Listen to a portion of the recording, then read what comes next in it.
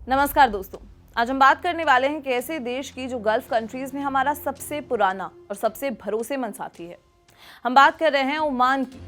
जब हमारे PM Narendra Modi Oman की यात्रा पर जाते हैं तो ये सिर्फ एक फॉर्मल डिप्लोमेटिक विजिट नहीं होती, बल्कि ये दो पुराने दोस्तों का मिलन होता है जिनके रिश्ते तब शुरू हुए थे जब दुनिया के नक्शे तक नहीं बने हुए थे। क्या आप जानते हैं कि इंडिया और ओमान के बीच व्यापार तब से हो रहा है जब इंडस वैली सिविलाइजेशन अपने पीक पर थी। सोचिए, 5000 साल पहले जब ना इंजन वाले जहाज थे और ना ही जीपीएस, तभी भी हमारे बीच में समुद्री रास्ते खुले हुए थे। आज पीएम मोदी का ये दौरा स्ट्रेटेजिकली इतना इंपॉर्टेंट है कि अरब सागर में चाइना की हर चाल को मात देने वाला ब्रह्मास्त्र माना जाता है। इस वीडियो में हम ओमान की उन गलियों से लेकर मुस्कात के प्राचीन मंदिरों तक का सफर करेंगे और समझेंगे कि ये दोस्ती भारत के लिए इतनी खास और जरूरी क्यों है। दोस्तों, इतिहास के पन्नों को पलटे तो पता चलता है कि ओमान को उस जमाने में मगन कहा जाता था। हमारे गुजरात के लौथर बंदरगाह से लकड़ी की नावें, जिन्हें ढो कहते थे, मानसून की हवाओं के सहारे ओमान पहुंचती थी।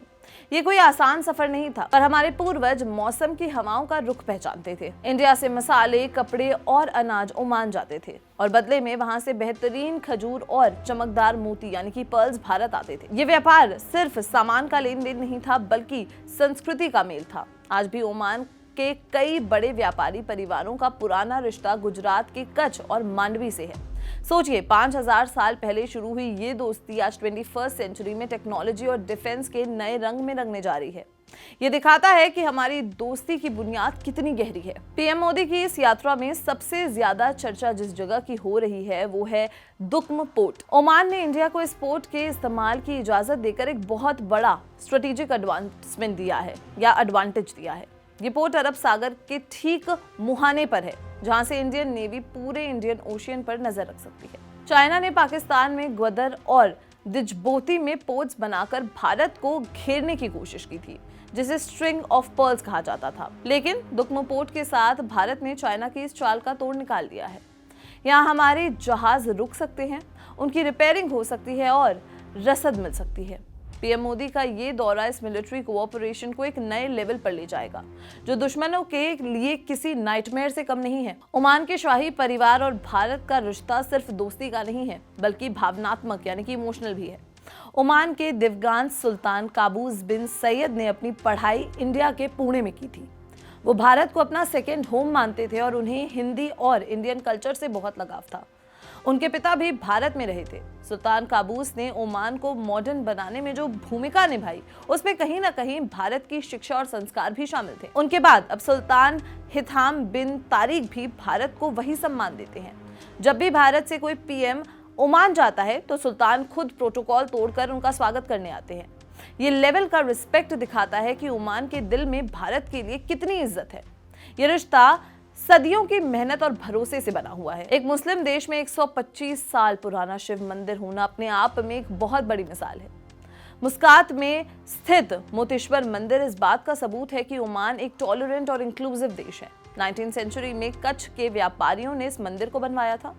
पीएम मोदी खुद इस मंदिर में जाकर दर्शन कर चुके हैं, जो दोनों देशों के बीच कल्चरल रिस्पेक्ट को दर्शाता है। खादी यानी कि गल्फ के किसी भी देश में इतना पुराना मंदिर मिलना बताता है कि वहां के लोग हमारे धर्म और परंपराओं का कितना सम्मान करते हैं। ये मंदिर सिर्फ एक धार्मिक स्थल नहीं है, बल्कि ये उन हजारों साल पुराने व्यापारियों की याद दिलाता है जो इंडिया से ओमान गए और वहां की मिट्टी में मिल गए। ये हमारी सॉफ्ट पावर का एक बहुत बड़ा पिलर है। दोस्तों, अगर आप मुस्कात के पुराने बाजार मुतराह सौक में जाएंगे तो आपको लगेगा ही नहीं कि आप किसी विदेश में हैं। वहां के दुकानदार आपस में कच्छ भाषा में बात करते हैं। ये वो लोग हैं जिनके पूर्वज सदियों पहले गुजरात से ओमान गए थे। इन्हें वहां लवातिया कहा जाता है। हालांकि इनके पास ओमान की सिटीजनशिप है, पर इन्होंने अपनी भाषा और खान पान को आज भी जिंदा रखा है। ये लोग ओमान की इकोनॉमी की रीढ़ की हड्डी यानी कि बैकबोन है। वहां की बिरयानी और कबाब में जो मसालों का स्वाद है वो भारत की ही देन है। ओमान की हवा में हमारे गुजरात और मालाबार की खुशबू घुली हुई है। ये दोस्ती कागजों पर नहीं, बल्कि वहाँ के लोगों की रोजमर्रा की जिंदगी और भाषा में बसती है। ओमान हमारी एनर्जी सिक्योरिटी के लिए बहुत जरूरी है। भारत अपनी जरूरत का काफी हिस्सा तेल और गैस ओमान से खरीदता है। लेकिन अब रिश्ता सिर्फ खरीदने और बेचने तक लिमिटेड नहीं है। ओमान में 6000 से ज्यादा इंडियन कंपनीज काम कर रही हैं। वहां के बड़े इंफ्रा प्रोजेक्ट्स, रोड्स और बिल्डिंग्स इंडियन इंजीनियर्स और वर्कर्स की मेहनत से बन रहे हैं।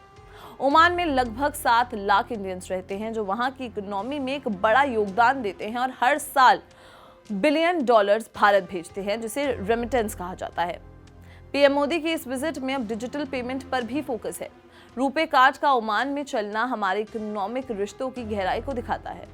अब हम एक फ्री ट्रेड अग्रीमेंट यानी कि एफटीए की तरफ बढ़ रहे हैं जो दोनों देशों के बिजनेस को एक नए मुकाम पर ले जाएगा। डिफेंस के मामले में ओमान भारत का सबसे पुराना पार्टनर है।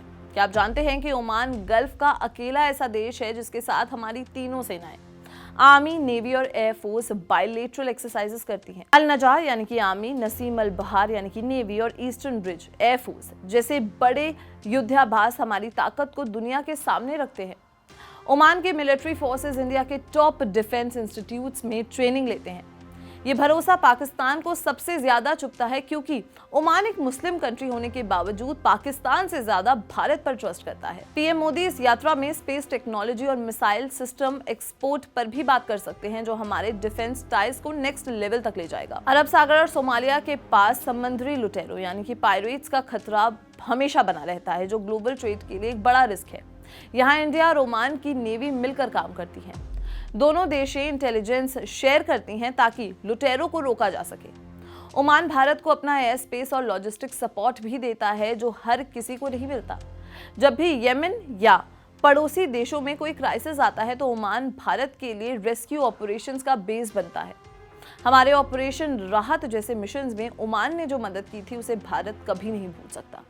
ये दोस्ती समंदर की लहरों की तरह गहरी और मजबूत है जो मुश्किल वक्त आने पर और भी निखर कर आती है। ओमान को गेटवे ऑफ गल्फ यानी खाड़ी का दरवाजा कहा जाता है क्योंकि ये स्ट्रेट ऑफ हॉर्मज के बिल्कुल पास है।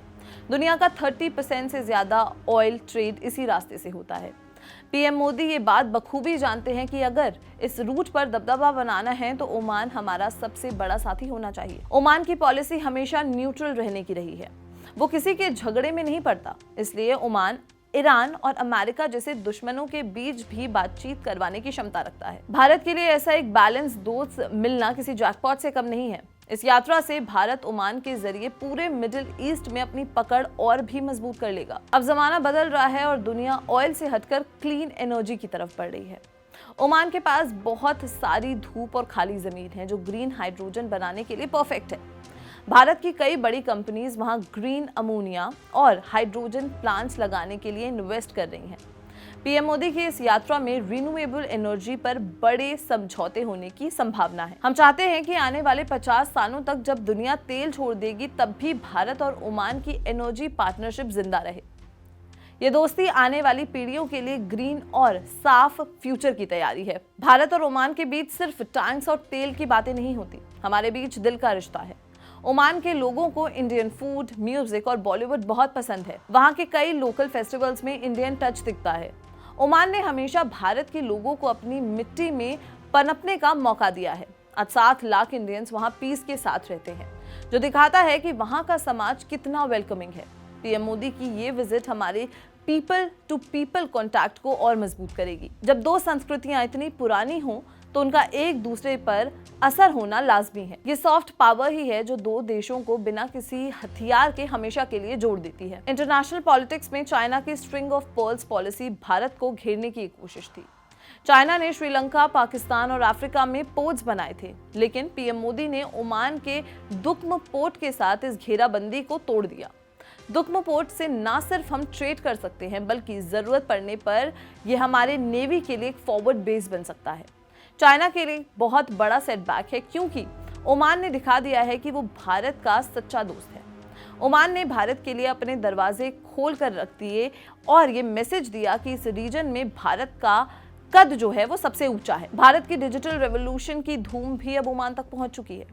हमारे फिनटेक सॉल्यूशंस जैसे कि यूपीआई और रुपे कार्ड अब ओमान में अपनी जगह बना रहे हैं। इससे वहां रहने वाले 7 लाख इंडियंस को पैसे भेजना और खर्च करने में बहुत आसानी होगी। पीएम मोदी का सपना है कि भारत की टेक्नोलॉजी पूरी दुनिया में काम आए और ओमान हमारा पहला साथी है जो इसे गल्फ में तेजी से अपनाए हुए है। इस यात्रा में डिजिटल कनेक्टिविटी पर नए डील्स हो सकते हैं जो हमारे फाइनेंशियल रिश्तों को कैशलेस और सीमलेस बनाएंगे। ये मॉडर्न डिप्लोमेसी की एक चमकती मिसाल है। तो दोस्तों, ओमान के साथ हमारी ये दोस्ती सिर्फ 5000 साल पुरानी यादों पर नहीं टिकी है, बल्कि ये 21वीं सेंचुरी के नए सपनों पर आधारित है। पीएम मोदी की ये यात्रा भारत ओमान रिश्तों में एक नया अध्याय लिखेगी। ये दोस्ती दिखाती है कि अगर भरोसा मजबूत हो तो संस्कृति और धर्म कभी रास्ते में नहीं आते। ओमान हमारा गेटवे है, हमारा किला है और हमारा भाई भी है। आपको ये जानकारी कैसी लगी? क्या आपको पता था कि मसरात में इतना पुराना शिव मंदिर है? हमें कमेंट्स में जरूर बताएं। और अगर ये वीडियो पसंद आई हो तो लाइक और शेयर करना बिल्कुल भी ना भूलें और देखते रहें जागृत न्यूज़।